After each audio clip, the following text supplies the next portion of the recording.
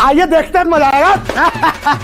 अभी मजा आएगा ना भिड़ो। जो विक्टिम की मदर है उन्होंने ये चीज बताई है कि उनको वकील तक नहीं मिले थे। मेरा सवाल बीजेपी वालों से होगा। बीजेपी के लोग भाषण इतना अच्छा देते हैं कि मैं उससे अट्रैक्टिव हो गया, मेरे मन में एक सवाल आ गया। अभी हाल ही के दिनों में प्रधानमंत्री जी का एक बयान आया था जिसमें वो रैली में कहते हैं कि अगर बंगाल में बीजेपी की सरकार आ जाती है तो उसके बाद में जितने भी रेप के केसेस हैं उसको रीओपन किया जाएगा। लेकिन अगर हम भारत में जो क्राइम डेटा है, रिकॉर्ड डेटा, उसको देखें तो उसमें राजस्थान सबसे ऊपर में है, उत्तर प्रदेश सबसे ऊपर में, मध्य प्रदेश सबसे ऊपर में, और उनमें बीजेपी की सरकार है। वहीं दूसरी तरफ देखिए बिहार में सम्राट चौधरी की सरकार आ जाती है और जो पटना में नीट वाली लड़की का रेप हुआ था उसके जो आरोपी है उसको बेल मिल जाती है। टीएमसी वालों से एक सवाल लेना चाहूंगा मैं, सर बड़ी निष्पक्षता से काम करते हैं आप सभी, ममता बनर्जी भी, लेकिन जैसे ही इलेक्शन का टाइम आता है तो आलू खरीदने को याद आ जाता है, टमाटर खरीदने को याद आ जाता है और दूसरी तरफ डांडिया भी खेलना शुरू कर देते हैं। क्या चल रहा है सर ये भारत देश में? मेरा सवाल बीजेपी से ही है। पिछली बार जब बीजेपी चुनाव हार गई थी उसके बाद काफी टाइम तक, कई महीनों तक बीजेपी कार्यकर्ताओं के खिलाफ ठीक ठाक हिंसा के केस सामने आए। एक भी केसेस में केंद्र सरकार बिल्कुल मुंह क्यों हो गई? अपने कार्यकर्ताओं के प्रति इतना संवेदनशील होना। मेरा सवाल ये है कि दोनों पार्टीज में क्यों ऐसे कैंडिडेट्स को उठाए जाते हैं जिनके सबसे ज्यादा क्रिमिनल रिकॉर्ड्स होते हैं? आपको देश कीचड़ लगता है, आपको देश कीचड़ लगता है, आपने माना है। पूरे देश, पूरे भारत की अवहेलना की आपने, मेरे भारत की अवहेलना की है। आपने कीचड़ बोला आपके देश को। माफी मांगिए, माफी मांगिए, माफी मांगिए। A few moments later. मालिक वो देखो। बैलेट सेग्रीगेशन के नाम पर जो वहां पर हुआ, उन्होंने वीडियो रिलीज किया। ये लोगों में एक भ्रम फैलाता है। आप जवाब दीजिए इसका। वो कह रहे हैं कि बीजेपी के इशारे पर चुनाव आयोग काम कर रहा है। अजय आलोक, देखिए, सबसे पहली बात है कि 2.5 लाख सुरक्षा कर्मी सेंट्रल आर्म पुलिस फोर्सेस के होने के बावजूद, इतने व्यापक स्तर पे एडमिनिस्ट्रेटिव चेंजेस होने के बावजूद, इतना कंट्रोल होने के बावजूद भी इतनी हिम्मत है अभी भी और इतना डेस्परेशन है कि 77 जगह पे बीजेपी का जहां पे बटन है उसके ऊपर लिको प्लास लगा दिया। अगर ये लोग नहीं होते और एडमिनिस्ट्रेटिव कंट्रोल नहीं होता तो आज हम 15 बूथ की रिपोलिंग की बात कर रहे हैं, फाल्टाना बाकी है, पता नहीं क्या होता, कितनी रेगिंग होती, कितनी हत्याएं हो जाती। ये क्या बात करते हैं यार? 1967 के बाद पहला चुनाव बंगाल का है जहां पर एक भी हिंसा नहीं हुई, एक भी मौत नहीं हुई, जो अपने आप में रिकॉर्ड है। इसके लिए चुनाव आयोग की कोई पीठ नहीं थपथपाएगा ये लोग, कोई भी इकोसिस्टम, क्योंकि इनके हिसाब से तो इनका चुनाव चला गया। अब आते हैं, अंजना जी आप पूछ रही थी इत्र की बात, जो हमने बताया था कि ये इत्र लगवाते हैं। इन्होंने कहा कन्नौज का इत्र। नहीं भाई साहब, कन्नौज का इत्र नहीं है। जिनके दिल में काबा हो, आंखों में मदीना हो, वो कन्नौज की बात कहां से करेंगे? आएगा तो उधर ही से ना इत्र, बांग्लादेश बगल में ले आए होंगे वहीं से इत्र खरीद के। और सच्चाई यही है कि बीजेपी के बटन वाले इत्र पे अगर आप हाथ लगाइएगा तो वो इतना मजबूत होता है, आपके हाथ में स्मेल आएगी। बाहर निकल के टीएमसी का गुंडा सूंघेगा और 2 दिन के बाद, 1 दिन के बाद बीजेपी के लोगों को मारा गया, हत्याएं हुई, 74 से ज्यादा हत्याएं कर दी गई 2021 के चुनाव के बाद। ये रिकॉर्ड है। झूठ बोलो, बार बार झूठ बोलो, और इसीलिए हमारे कार्यकर्ताओं ने शिकायत की थी। वो तो सामने आ गया, लिको प्लास लगा रहे हैं, इत्र लगा रहे हैं, हर काम तो कर ही रहे हैं।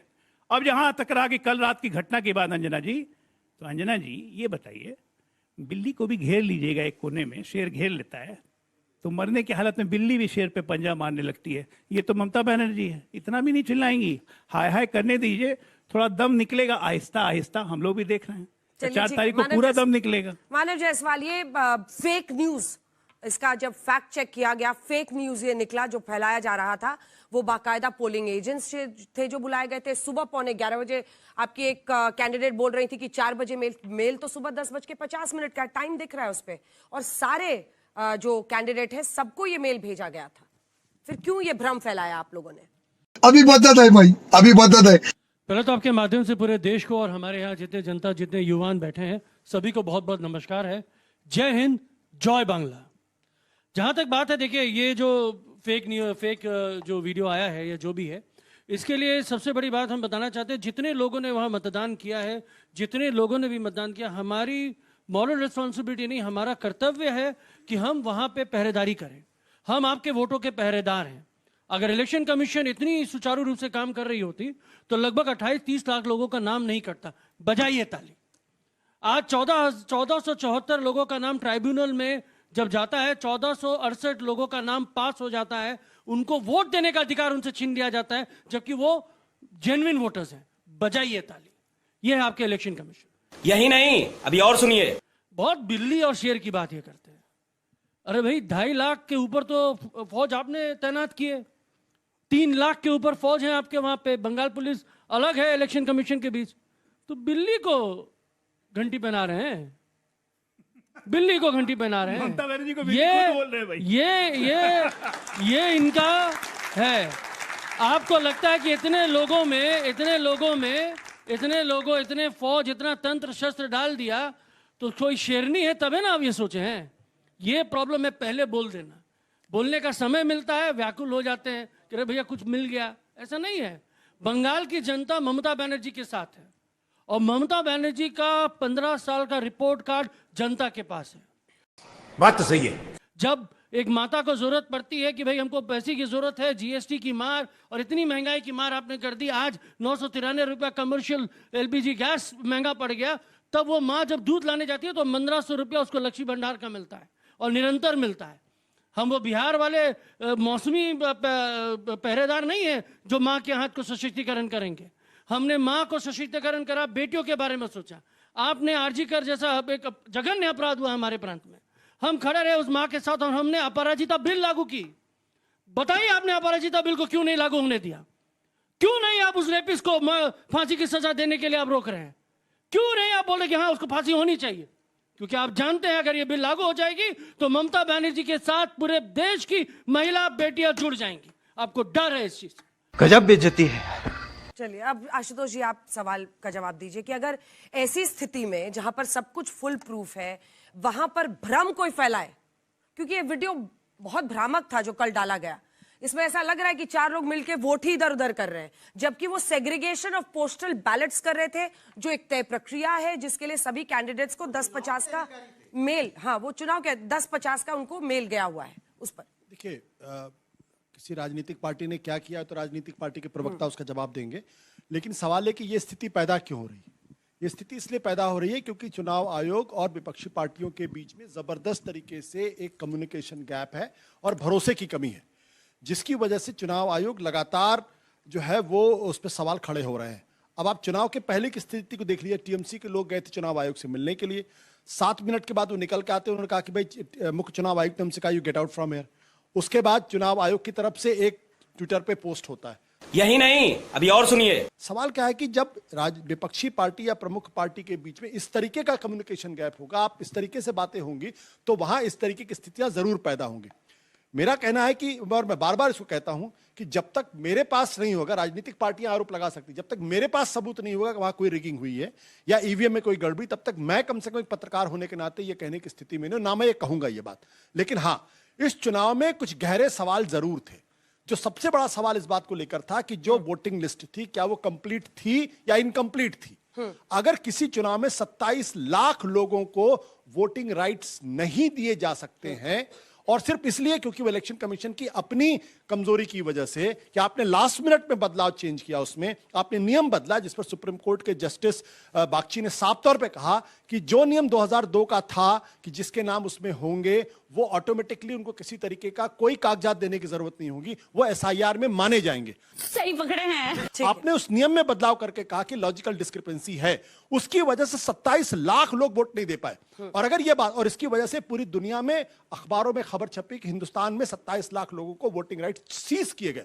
जस्ट इमेजिन, जिस चुनाव आयोग की दुनिया में तारीफ होती है, भारत के इलेक्टोरल प्रोसेस की तारीफ होती है, अगर चुनाव आयोग ने एफिशिएंटली काम किया होता तो ये बदनामी नहीं। ठीक है, वाह क्या सीन है। इलेक्टोरल रोल पर आपका सवाल सही है, लेकिन अगर मैंने सही समझा तो आप कह रहे हैं कि ईवीएम में, स्ट्रांग रूम में इस तरह की टैंपरिंग नहीं हो सकती है। नहीं, मैं ये कह रहा हूं मेरे पास कोई सबूत नहीं, इसलिए मैं कोई आरोप नहीं लगा सकता। चलिए अब लोगों राजनीतिक पार्टियां आरोप पूछना चाहूंगी सर, इस अगर आप ऐसा बोल रहे हो तो फिर जो विक्टिम की मदर है उन्होंने ये चीज बताई है कि उनको वकील तक नहीं मिले थे, और तो कहाँ थी उस टाइम पे टीएमसी के लीडर्स, सीएम कहाँ? मैं आपको सीधी बात बता देता हूँ, उनके पास वकील भी मिले थे, वकील भी थे, और आज जिस बंदे ने जो कुर्कित किया वो आज सजा भागता है और जो जेल में है। बिना जेल में नहीं होगा। एक सवाल लेना चाहेंगे। सबसे पहले मेरा सवाल बीजेपी वालों से होगा। बीजेपी के लोग भाषण इतना अच्छा देते हैं कि मैं उससे अट्रैक्टिव हो गया, मेरे मन में एक सवाल आ गया। अभी हाल ही के दिनों में प्रधानमंत्री जी का एक बयान आया था जिसमें वो रैली में कहते हैं कि अगर बंगाल में बीजेपी की सरकार आ जाती है तो उसके बाद में जितने भी रेप के केसेस हैं उसको रीओपन किया जाएगा। लेकिन अगर हम भारत में जो क्राइम डेटा है, रिकॉर्ड डेटा, उसको देखें तो उसमें राजस्थान सबसे ऊपर में है, उत्तर प्रदेश सबसे ऊपर में, मध्य प्रदेश सबसे ऊपर में, और उनमें बीजेपी की सरकार है। वहीं दूसरी तरफ देखिए बिहार में सम्राट चौधरी की सरकार आ जाती है, और जो पटना में नीट वाली लड़की का रेप हुआ था उसके जो आरोपी है उसको बेल मिल जाती है। टीएमसी वालों से एक सवाल लेना चाहूंगा मैं, सर बड़ी निष्पक्षता से काम करते हैं आप सभी, ममता बनर्जी भी, लेकिन जैसे ही इलेक्शन का टाइम आता है तो आलू खरीदने को याद आ जाता है, टमाटर खरीदने को याद आ जाता है, और दूसरी तरफ डांडिया भी खेलना शुरू कर देते हैं। क्या चल रहा है सर ये भारत देश में? देखिए पूरा एकदम राशन छोटे उत्तर देना है क्या अभी? बैठे बैठे पूछ लीजिए। हाँ आई माइक छोड़िए। ओके सॉरी, मेरा सवाल बीजेपी से ही है। पिछली बार जब बीजेपी चुनाव हार गई थी उसके बाद काफी टाइम तक, कई महीनों तक बीजेपी कार्यकर्ताओं के खिलाफ ठीक ठाक हिंसा के केस सामने आए। एक भी केसेस में केंद्र सरकार बिल्कुल मूक क्यों हो गई? अपने कार्यकर्ताओं के प्रति इतना असंवेदनशील होना किस तरह? सर मेरा सवाल टीएमसी से उठ जाइए। हाँ सर मेरा सवाल टीएमसी से है। जैसे कि आपको अपनी जनता पे इतना भरोसा है कि आपका वो वोट देंगी आपको, अरे कहना क्या चाहते हो? लेकिन हर इलेक्शंस में बार बार इलेक्शन प्रोसेस पे सवाल क्यों उठाए जाते हैं? बार बार इलेक्शन। ठीक है, छोटा सवाल प्लीज, 2 सवाल और ले। मेरा सवाल ये है कि दोनों पार्टीज में क्यों ऐसे कैंडिडेट्स को उठाए जाते हैं जिनके सबसे ज्यादा क्रिमिनल रिकॉर्ड्स होते हैं? ये तो गजब का सवाल है, लेकिन जवाब किसी के पास नहीं। जनता को आप मूर्ख समझना बंद कर दीजिए। मेरा सवाल बीजेपी वालों से, अभी जैसा आपने बोला कि इलेक्शन कमीशन जो है वो इतना ज्यादा अच्छा है कि उसकी हर कोई दाद देता है। सर आप मुझे ये बता दीजिए, ये चंडीगढ़ मेयर इलेक्शन के जो वीडियो वायरल हुआ था, पूरे इंटरनेट पे सर्कुलेट हुआ था, इस पे सीजीआई ने भी उस टाइम बोला था, चंद्रचूड़ जी जो थे उस टाइम, उन्होंने बोला भी था कि this is literally clearly visible in the video that he's looking into the camera and he's spoiling the ballot papers, right? उस टाइम ठीक है, चंडीगढ़ मेयर चुनाव क्या बात, ये बात है। हाँ। सर आपने टीएमसी वाले जो है सर, आपने बोला था कि ममता बनर्जी जो है वो वहाँ की महिलाओं को मतलब मनी प्रोवाइड कर रही है उनकी लाइफ बेटर करने के लिए, बट जब वो 8 बजे के बाद वहाँ की औरतें और लड़कियां घर से बाहर ही निकल सकती तो उस पैसे का करेगी क्या, जब उनकी लाइफ ही सेफ नहीं है? चलिए जवाब दीजिए, आप शुरू कीजिए। माना पहले तो मैं स्टार्ट करना चाहता हूं भाई, देखिए आप जो इलेक्शन प्रोसेस की बात करती हैं, तो भाई इलेक्शन प्रोसेस में आपको नहीं लगता कि भाई 28 लाख लोगों का नाम काट दिया गया, और ट्राइब्यूनल में जब 1474 नाम जब जाते हैं उसमें 1468 नाम पारित हो जाते हैं, लेकिन वो वोट नहीं दे सकते। हम उसके खिलाफ हैं। वो हमारे हो सकता है, हमारे वोटर ना हो। और जैसे बीजेपी क्लेम करती है कि 14 लाख वोटर तो उन्हीं के हैं, हम तो उनके लिए भी लड़ रहे हैं। बीजेपी किन के लिए लड़ रही है? बीजेपी वोट काटने की लड़ाई में लड़ रही है, हम वोट जोड़ने की लड़ाई में लड़ रहे हैं। शाबाश! जवाब दीजिए अजय लोग जी, और वो तो कह रहे हैं कि वो आपके वोटर्स के लिए भी लड़ रहे हैं, अगर उनका भी वोट कटा है तो उनके लिए भी लड़ रहे हैं। भाई मुझे तो नहीं पता 27 लाख में कौन मेरे वोटर हैं कौन इनके वोटर हैं, इनको ज्यादा पता है कि इनको ये पता है कि वो मेरे वोटर हमें नहीं पता है, वोट नहीं चाहिए हमको, उनका हमें नहीं पता है क्योंकि हम पूरे। तो आपकी नाकामी है, आपको पता नहीं है इसके बारे में, क्यों नहीं साझा किया? नहीं होगा, चुनाव खत्म हो गया, हार गए, आप नहीं जान सकते, यही तो है, ये है उनका जवाब देना है मुझे, ये है इनका दौरा। चलिए इनको क्या एक बार आपको बताते हैं, एक सेकंड टोक रही हूँ। जब कभी भी हम लोग देखते हैं कि ईवीएम मशीन फॉल्ट है, मैल फंक्शन कर रहा है, बटन कोई भी दबाओ खिलता कमल का फूल आता है। ऐसा क्यों है कि कोई कभी कांग्रेस कहा जाए, कभी आप कहा जाए, लेकिन नहीं सर सुनिए, मैं हमारा नहीं है, पूरे देश में मैंने देखा नहीं, मैं पूरे देश ने देखा, पूरा वीडियो में आया, कमल का ही फूल क्यों आता है? ये गड़बड़ है बाबा। लेकिन सर देखिए इलेक्शन कमीशन के, देखा, ये सिर्फ आपकी आंखों ने देखा, आपकी आंखों ने तो ये भी नहीं देखा 27 लाख में कितने सिर्फ आपकी आंखों ने, कांग्रेस की आंखों ने देखा, जो जो मुसलमान को कमल का फूल नहीं तो लिस्ट नहीं है। अरे कीचड़ हो, कीचड़ हो तो कमल ही ना खिलेगा उसमें, कीचड़ है आपको देश कीचड़ लगता है, कमल ही खिलेगा, आपको देश कीचड़ लगता है, आप लोग खत्म हो चुके हैं, आपको देश कीचड़ लगता है, ये आपने माना है, कुछ नहीं है, पूरे देश पूरे भारत की अवहेलना की है आपने, मेरे भारत की अवहेलना की है, आपने कीचड़ बोला है पूरे देश को, माफी मांगिए, माफी मांगिए, माफी मांगिए, आपने मेरे भारत को कीचड़ बोला है, आप माफी मांगिए, क्षमता है तो माफी मांगिए। तू समझा? हाँ नहीं, तू समझा नहीं।